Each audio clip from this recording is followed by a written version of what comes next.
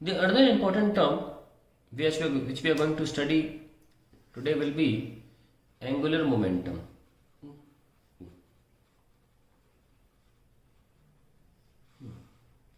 सबसे पहले हम रिकैप करते हैं मोमेंटम था क्या। मोमेंटम क्या है?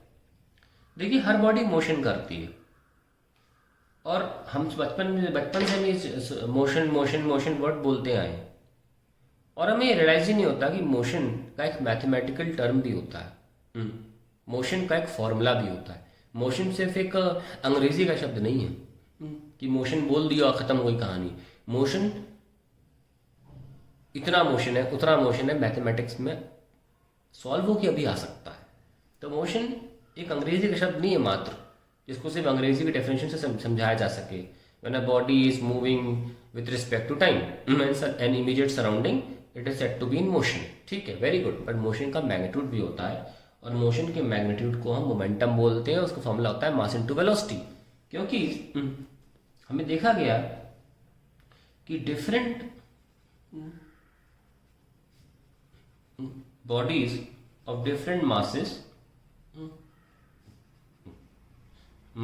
at same velocity have different momentum. Yes or no? Different momentum. जैसे कि एक साइकिल है, अगर 30 की स्पीड से किसी आदमी से टकरा जाए तो शायद थोड़ी बहुत चोट आएगी, लेकिन वहीं अगर 30 की स्पीड से टकरा जाए किसी आदमी से तो वह काफ़ी गंभीर रूप से घायल हो सकता है। 30 किलोमीटर प्रति घंटे रफ्तार से अगर कार आपकी अगर चल रही है, टकरा रही है, या यूँ कहिए अगर 30 की स्पीड से जो साइकिल है वो दीवार में जाके भिड़ जाए तो आदमी जो बैठा है उसे इतनी चोट नहीं लगेगी, लेकिन जो 30 की स्पीड से कार में बैठा है काफ़ी उसे नुकसान हो सकता है 30 की स्पीड से। तो इसका मतलब ये हुआ कि सिर्फ मास, सिर्फ क्या कहते हैं उसे, वेलोसिटी सेम है और मास डिफरेंट है, तो मोशन अलग अलग हो रहा है।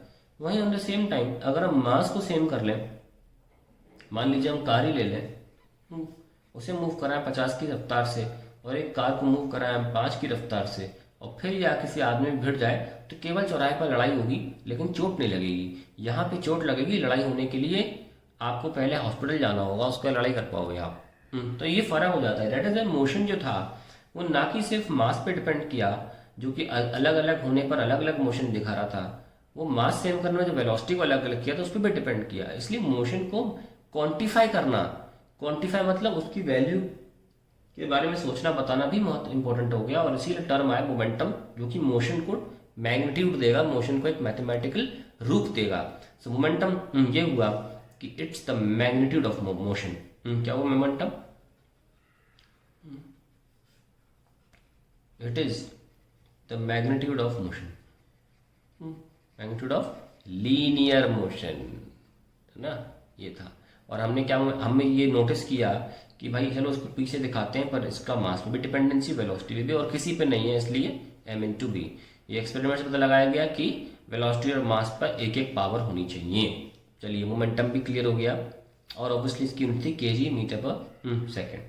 लेकिन भाई मोमेंटम अकेला लीनियर मोशन की तरफ इशारा कर रहा था, और मोशन तो सिर्फ लीनियर होता नहीं है, मोशन तो रोटेशनल भी होता है।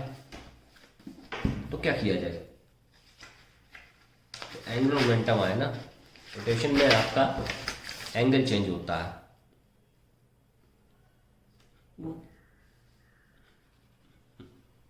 Angular momentum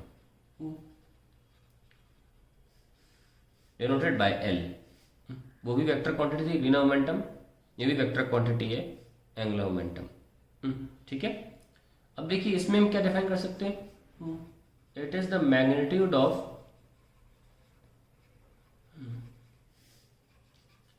rotational motion, bracket में और लिख दूं, और motion observed about a point, about a point, very important. क्योंकि ज़रूरी नहीं होता कि आपका बॉडी हमेशा रिवॉल्विंग या रोटेशनल मोशन कर रहा हो।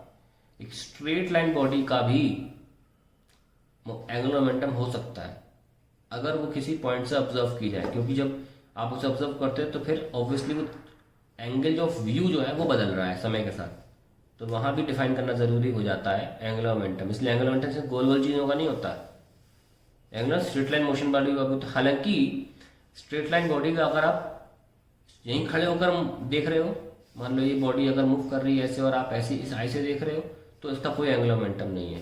पर बॉडी अगर ऐसे मूव कर रही है और आप ऐसे देख रहे हो और आप ऐसे से अपनी आंखें ऐसे ले जाते हो तो इस बॉडी का फिर एंगुलर मोमेंटम डिफाइन किया जा सकता है। ठीक है, चलिए, it is a magnitude of rotational motion और मोशन अबाउट ऑब्जर्व पॉइंट। ठीक है, अब मैं ये नहीं बोलूंगा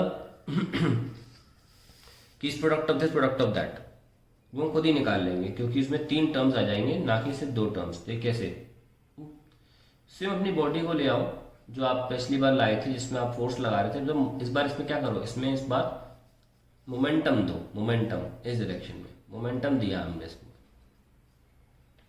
तो फिर से मोमेंटम के दो कंपोनेंट आ गए, एक आ गया पी कॉस थीटा, एक आ गया पी साइन थीटा, और एक्सिस ऑफ रोटेशन से डिस्टेंस आर हो गई। ओके, तो नोटिस किया कि जो एंगुलर मोमेंटम जो इनकी बॉडी को जो मोशन कराने, रोटेशनल मोशन कराने के लिए पर्याप्त नेसेसरी होना चाहिए, बोलूँ पर्याप्त में तो मिनिमम से मिनिमम हो जाता है, कहीं नेसेसरी कंपोनेंट जो है वो ट्रांसवर्स कंपोनेंट है। So we see that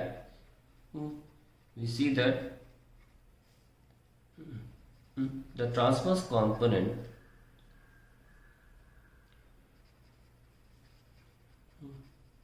component of momentum is responsible for the rotational revolving, दोनों हो सकते हैं ना, motion, rotational motion.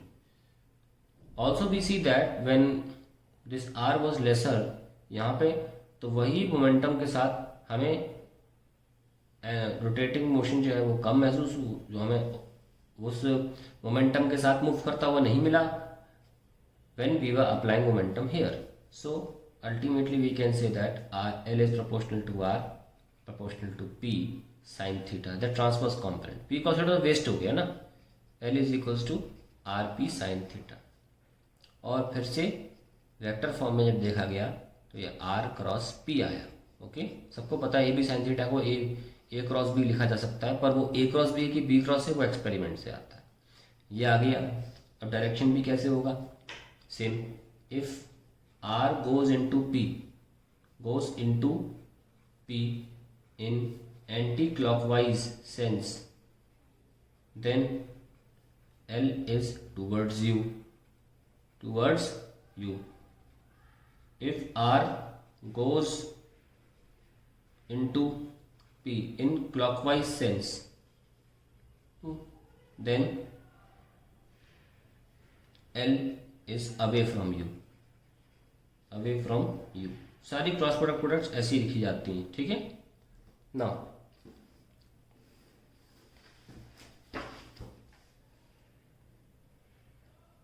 Let's define momentum,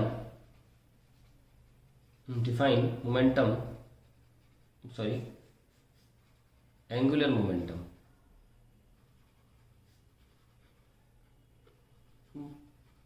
for a body moving in straight line।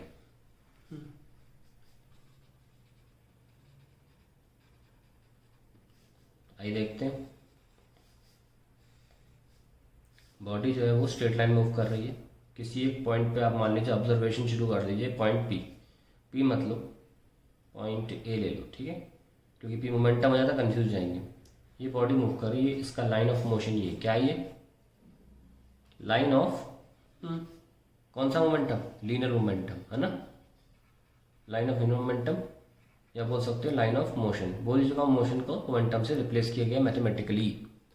और हमेशा जब भी बॉडी लीनियर मोशन कर रही होती है तो एंगुलर मोमेंटम तभी डिफाइन हो सकता है जब आप एक स्टैटिक पॉइंट से, और वो भी उसी लाइन में नहीं, कहीं और खड़े होकर आप ऑब्जर्व कर रहे हैं। ठीक है, तो मान लीजिए आपने ऑब्जर्व करना शुरू किया और ये आपका ऑब्जर्वेशन लाइन है एट प्रेजेंट, तो इस वक्त ये आर है और आप जो देख रहे हैं उसका एरो इधर चला जाता है, ओके, इधर। और ध्यान रखना वेक्टर में सिखाया गया था हमेशा जो एंगल होता है दो दो वेक्टर की टेल्स के बीच में होता है, ओके। तो ये थीटा जो ऑप्ट्यूज है, आप चाहें तो इसे थीटा लेकर और इसे 180 माइनस थीटा भी ले सकते हैं, कोई फर्क नहीं पड़ता इससे, ठीक है। क्योंकि हमको पता है कि आर पी साइन थीटा में जब साइन में ऑप्ट्यूज एंगल डालोगे तो आंसर प्लस ही आएगा, क्योंकि साइन 180 तक प्लस देता है आंसर। अगर आपको छोटे वाले को थीटा लेना है, आप बड़े वाले को 180 माइनस थीटा ले लो, उससे कोई फर्क नहीं पड़ता। आइए, तो हम क्या बोलना चाहते हैं एंगुलर मोमेंटम के लिए for a body motion in linear direction, लिखेंगे it is defined as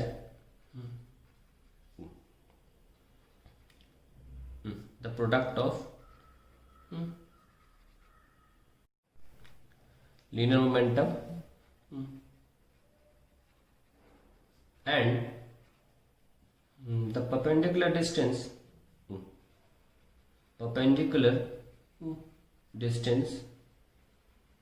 between the line of linear momentum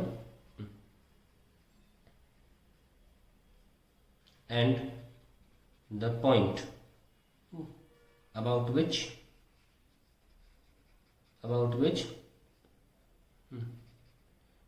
angular momentum is observed या motion is observed, angular momentum is being observed या taken भी लिख सकते हैं, ठीक है। चलिए इसको डिफाइन करते हैं। ये r है ना, ये r है और ये जो है ये दूरी परपेंडिकुलर दूरी है और ये क्या है p मोमेंटम की। तो हमने डेफिनेशन के अकॉर्डिंग क्या बोला भाई, PD। अब जरा नोटिस करो ये PD है क्या, P तो P होता है और D क्या है, R साइन थीटा। देख लो, आप साइन थीटा लगाओ, परपेंडिकुलर है ना अपॉन हाइपोटेन्यूज D/R। क्यों भाई, D क्या आया, R साइन थीटा आया, ये आ गई बात कहानी, ठीक है। So L is equals to PR sine theta, L is equals to RP sine theta and finally देखो भाई वही चीज़ आ गई, R क्रॉस P। तो डिपेंड करता है आप कहाँ से ऑब्जर्व कर रहे हो, ठीक है। तो स्ट्रेट लाइन मोशन के लिए ऐसे डिफाइन होता है एंगुलर मोमेंटम। नाउ पार्टिकल के लिए कैसे डिफाइन होता है देख लेते हैं।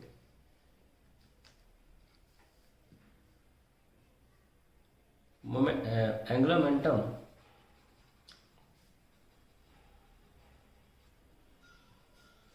For a particle